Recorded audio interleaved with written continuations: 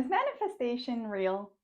I've been wanting to make this video for a while because manifestation is one of those topics that seems to bring out really strong opinions in people.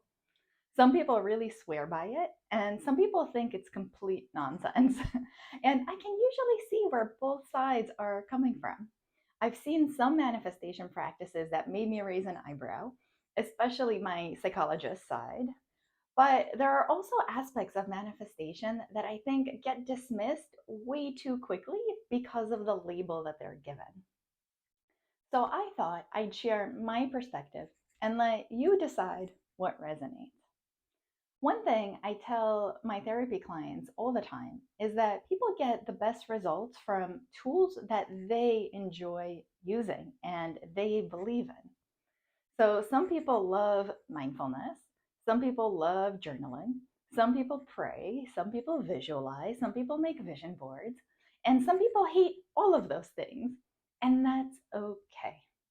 If something helps you create meaningful change in your life, great. Keep doing it. And if it doesn't, you can stop. There's no mindfulness police, there's no manifestation committee keeping score. I think where manifestation conversations go wrong is that people end up arguing about whether it's real. But I don't know that that's actually the most useful question to be asking. One of my mentors, Denise Duffield Thomas, defines manifestation very simply. To manifest is to make real. And I really like that definition because that means that we're manifesting things all of the time. Businesses, relationships, books, careers, courses. Our ideas become our reality. So, one of my favorite examples from my own life is my current apartment. A few years ago, I decided that I wanted to move, not in a vague, maybe someday kind of way, but I wanted a different living situation. And I journaled exactly on what I wanted in my new apartment: 3 bedrooms, at least 2 bathrooms, a bathtub, dishwasher, washer dryer, backyard, balcony.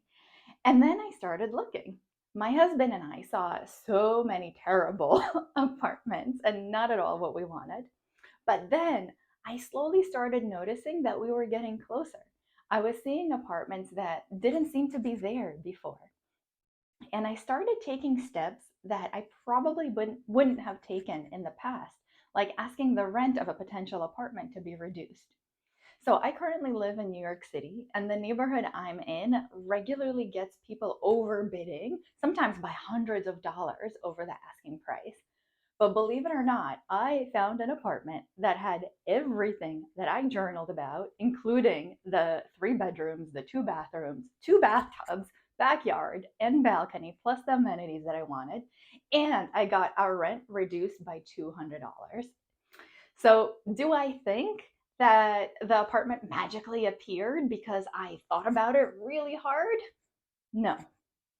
But I do believe that something important happened when I decided what I wanted.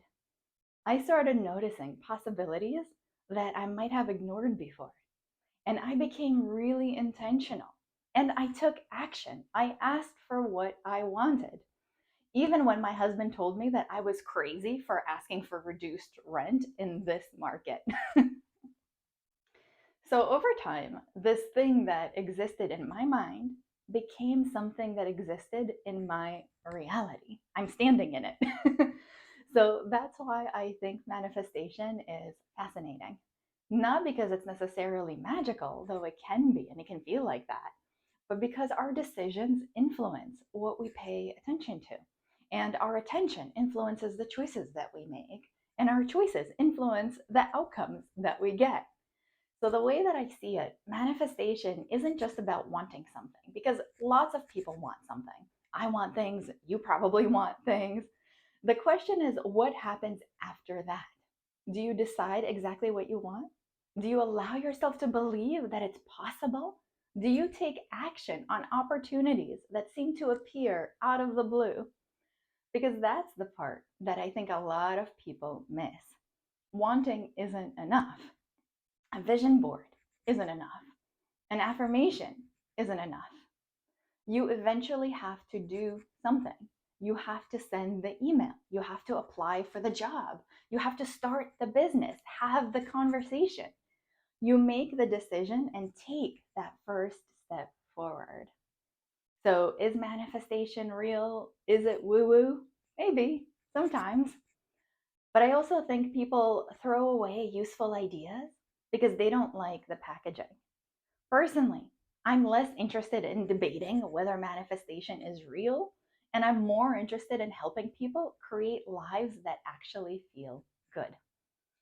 If a manifestation practice helps you do that, amazing. And if it doesn't, there are plenty of other tools available. The goal isn't believing the right thing, it's creating a life that you genuinely enjoy living. And if you've been feeling stuck, overthinking, or struggling to take action on something that matters to you, then I have a free resource called From Stuck to Started.